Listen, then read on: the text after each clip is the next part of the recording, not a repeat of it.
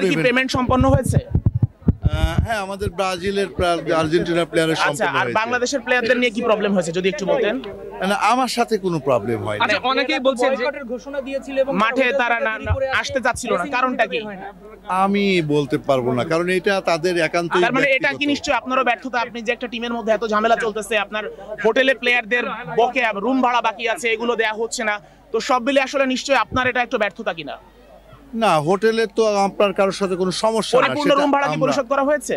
Of course আমরা তাদেরকে মোটামুটি, যেহেতু তারা কালকে চেক আউট করবে, আমরা হোটেল আজকে ম্যাচ কেন দেরিতে শুরু হলো আসলে এটার কোনো ব্যাখ্যা আছে কিনা আপনাদের কাছে?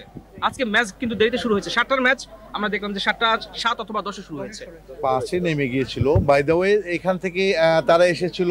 এখন যেহেতু একটা টিম, আপনারা জানেন যে আমাদের বাংলাদেশ নতুন যে টিমটা, অর্থাৎ যারা খেলেছেন, তারা সদ্য চায়না থেকে খেলেই কিন্তু এখানে এসেছিল। তারা অনেকেই বাড়িতে যাবে এবং চিন্তা ভাবনা করতেছিল যে কিভাবে এখান থেকে খেলে কখন যাবে, এই ধরনের কথা আমি এখানে থেকে একটু একটু শুনেছি যে আমরা আসলে চলে যাব কখন, কিভাবে যাব। এদের মধ্যে এই ধরনের একটা টেন্ডেন্সি কাজ করছে যে আমরা কখন যাব, কিভাবে যাব।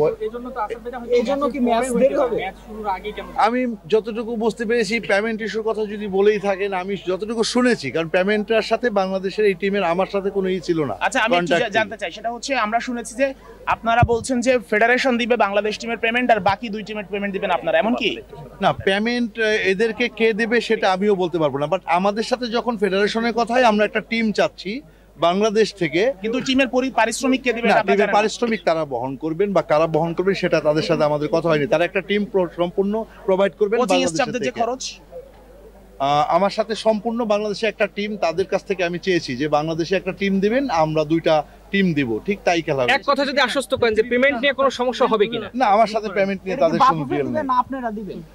বাংলাদেশ টিমের যে বহন খরচ সেটা কে দিবে আসলে? বাংলাদেশ টিমের স্পেশালি এই ধরনের প্রোস মানি, যেটাকে পেমেন্টস বলে থাকি, এই ধরনের কোনো ডিল আমার সাথে হয়নি। আপনার কি মনে হয় যে মানে হামজা চৌধুরী বা জাতীয় দলের ক্রেজটা দেখে আপনারা সেই ক্রেজটা ক্যাশ করে একটা লাভবান প্রজেক্ট আয়োজন করতে চেয়েছিলেন, শেষ পর্যন্ত সেটা ব্যর্থ হচ্ছে?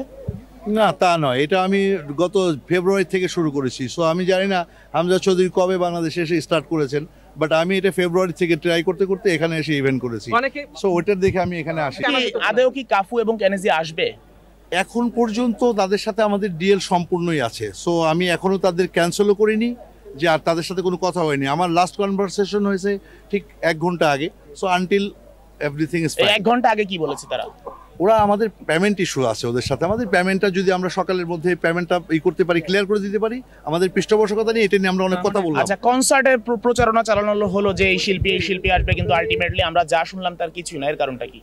কনসার্টে অ্যাকচুয়ালি টেকনিক্যালি প্রবলেম। আমরা তো কন্ট্যাক্ট করতে চেয়েছিলাম তখন কন্ট্যাক্টের কথা যখন বললাম যে আমরা এইভাবে আসবো, তো ওনারা টেকনিক্যালি প্রবলেম দিলেন না। আমরা টেকনিক্যালি প্রবলেমটা আসলে কি? আমি অ্যাকচুয়ালি, যেহেতু আমি কারোর সাথে কন্ট্যাক্ট করতে গেছিলাম, ওনারা বলেছেন, যেমন আমাদের সুকান্ত দাদা, উনি বললেন যে ওনারা আসতে পারবেন না। তো কন্ট্রাক্ট ফাইনাল হওয়ার আগে কি নাম ঘোষণা করাটা কি যৌক্তিক কিনা, কতটা যৌক্তিক? আমি যাদের সাথে, যেহেতু তারা এজেন্ট, তো তাদের সাথে আলোচনা করি, আমি এতটুকু পর্যন্ত বলতে পারি। অনেকেই বলছেন আসাদ ভাই যে একটু যে তারকা সমৃদ্ধ সমস্যাটা হচ্ছে গিয়ে আপনার অনেকে টিকিট কেটেছে, তারা ঢুকতে পারছে, অনেকে টিকিট না কেটেও সমানে ঢুকতে পারছে। আপনার কাছে মনে হয় না দর্শকের সাথে আপনি প্রতারণা করছেন? নাম্বার 2 হচ্ছে আপনি কাফুকে বলে আনলেন, আপনি এর আগে বলছেন রককে আনবেন, যেটা হয় নাই। এবার কাফু বললেন, সেও হয়তো আসবে না।